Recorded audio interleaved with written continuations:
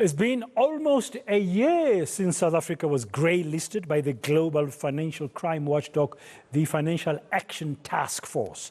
The task force found the country does not comply with international standards regarding the prevention of money laundering and terrorist financing, among others. But what progress has government made now to remove the country from this grey list? Let's discuss this with the Director of Risk and Compliance at the DocFox. They are experts in, of course, the FICA compliance. Hawken McEwan is joining me now. Hawken, good afternoon. Welcome to today, and thank you very much for your time. Can we just begin with a broad question first? 1 year ago, grey-listed, how has things changed? How has the grey listing changed how we, South Africa, are viewed by the rest of the world? Well, good evening, good afternoon. Thank you for having me. There has been an awful lot, although it might not seem like it, there has been an awful lot of work done. And a lot of it was done actually just before the grey listing came in. So if we have a look at some of the key elements, first of all, the Financial Intelligence Centre Act, FICA, that you mentioned, that I'm sure most of the viewers are aware of when they're opening bank accounts, and they get asked for all of their documents. The reach of the accountable institutions, the companies that have to do that, has broadened. So it's not just financial companies now, they're looking at non-financial companies, because one of the findings for FATF was they really have to up their game in terms of supervision of these non-financial entities that could be used for money laundering or terrorist financing. So most notably, we're talking credit providers, crypto companies, and the really broad category of high-value goods dealers, the people that sell very expensive TVs or cars. They also created a new amendment that I'm sure you're aware of, the General Laws Amendment Act, that introduced this concept of a beneficial ownership register. And that's really to try and mitigate the risk of people using companies to hide behind, so that you can't really find out who's getting behind transactions. So you have to have that transparency. So if you have a limited company, you're running a charity or a trust, and you now have to declare who actually is running that organization behind it by declaring to the Master's Office or to SIPC. On top of that, one of the findings was that the FIC didn't necessarily have a really good hold in terms of their supervision. And so part of that now is they've released some new directives to primarily non-financial companies to really understand who their customers are, where the risk might lie. So they're doing that through a number of questionnaires. So there's been quite a lot of changes that have been happening, but it's not necessarily something that people would normally see unless you're in that industry. Yeah. How far are we from meeting the requirements? You said there has been some work that's been done. Are we still far off? Well, I know there was the mooted date of 2025 to try and come off of the grey list. I think bearing in mind the challenges not of coming up with the regulations, because South Africa actually has really good regulations. We've got FICA, but it's also supported by anti-corruption law, anti-terrorist law, anti-bribery law. So we have got a really good armour of legislation out there. The challenge that we have in South Africa is implementing it and making it effective. So we really have to, even though we've got all these new things that have come out, we have to focus on actually delivering on it. And reputedly, South Africa has not always been best known for that. We have got an election coming up very soon, which is probably going to tip the scales a little bit and maybe confuse matters.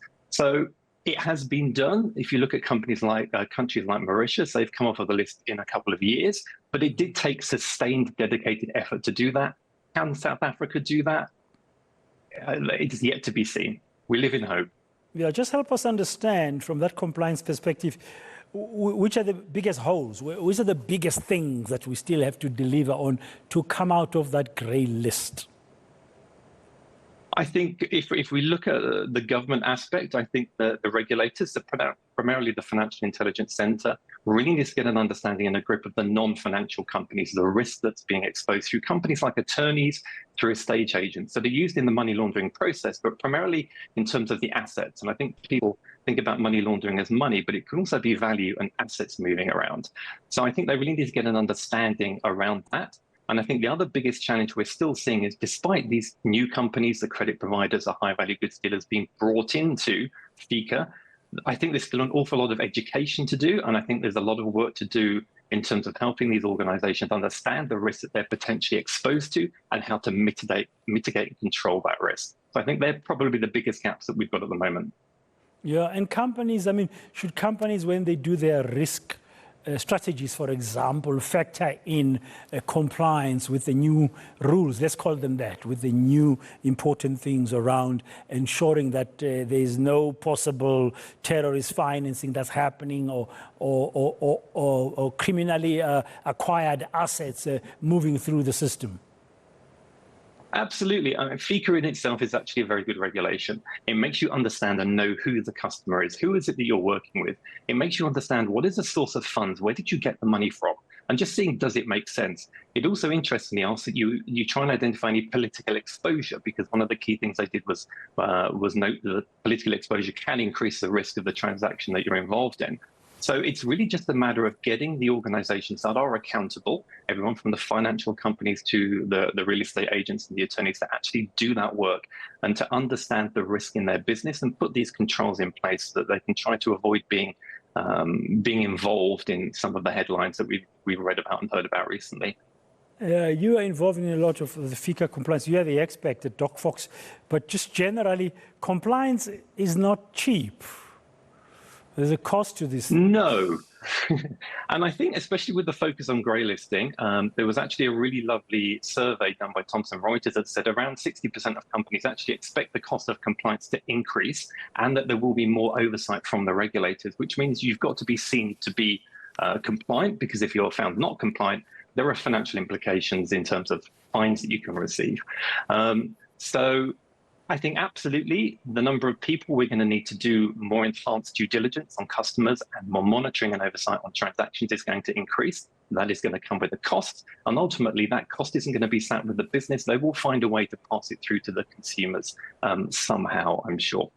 Yeah, you said the deadline was 2025. You've had that being spoken. Are you confident in knowing what you know, and as you survey the landscape, that we could meet that deadline, make that 2025 deadline? I'm always trying to be positive. It does give us, if we look towards the tail end of 2025, it does give us effectively almost 2 years. We do have the regulations there. I think the focus now is on implementing it, making sure companies actually implement FICA, put the controls in place, so that when inspections happen, we're seeing that compliance on the ground. And I think another element is that we then need to see, the prosecuting authorities using the information they're now being provided with to actually, get people the other side of the bars. I think that will make go a long way to convincing the FATF that we've got everything under control. Yeah, the implementation will mean there should be a lot of monitoring as well. Yeah. So there's a number of organizations that will have oversight: the Financial Intelligence Center, the FSCA, so the financial regulator, as well as the SARB, National Treasury. It involves an awful lot of bodies. They are all working together. They've created fusion centers, working groups. So they are now sharing information, which is really helping get information from the grassroots, from the attorneys, from the financial companies, from the banks, into the system that they can then analyze and then move towards, prosecuting those who are involved in, I shall call it, untoward activities. So it's a lot of work. It's a lot of people working together. It can be done, but I think it's going to take a lot of commitment. And I really hope that changes in the upcoming election aren't going to derail it. I think it's super important that we get off of this grey list sooner rather than later. Thank you very much for your time and explanations this afternoon. That's Hawken McEwan. He's the Director of Risk and Compliance at DocFox. They are specialists, experts in FICA compliance. We're just weighing in on a year on being grey listed. What more needs to be done for us to be out of that grey list, hopefully by the end of 2025. We'll have to watch the space. But he makes an important point there at the end. The elections are very important. Hopefully they do not derail whatever progress is being made currently towards being taken off that grey list. Now, despite increased police visibility on the city's roads,